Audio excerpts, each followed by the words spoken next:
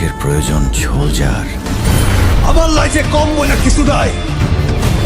আমার লাইফে শুধু তুফান হবে, তুফান।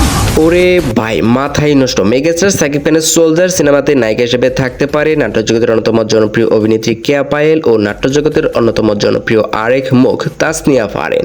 সে সাথে আরও জানাবো এই দুই নায়িকার ভিতরে কাকে সিলেক্ট করা হতে পারে, এমনকি সিনেমাটির বাজেট কত কোটি টাকা, সেই সাথে আরও জানাবো এই সিনেমাটিকে কবে মুক্তি দেওয়া হবে।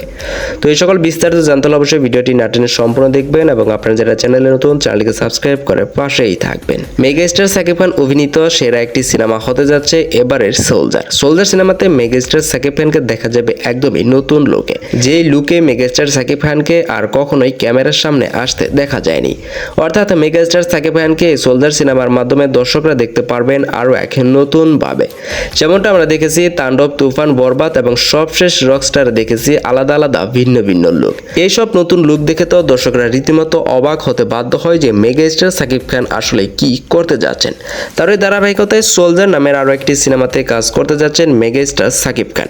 যে সিনেমাতে মেগাস্টার সাকিব খানকে দেখা যাবে বেশ কয়েকটি লুকে। এর মধ্যে অন্যতম লুক হতে যাচ্ছে মেজর লুক, যে লুকে মেগাস্টার সাকিব খানকে খুবই মানিয়েছে এবং ইতিপূর্বে মেগাস্টার সাকিব খানকে এমন লুকে আর দেখা যায়নি।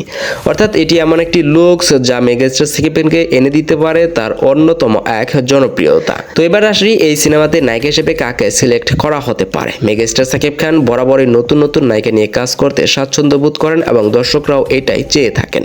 তার ওই ধারাবাহিকতায় মেগাস্টার সাকিব খানের সোলজার সিনেমাতে নায়িকা হিসেবে রাখা হয়েছে দুইটি নাম। এর মধ্যে অন্যতম হচ্ছে নাট্য জগতের অন্যতম এক জনপ্রিয় অভিনেত্রী কেয়া পায়েল এবং অপরদিকে আরও একটি নাম তাসনিয়া ফারিন।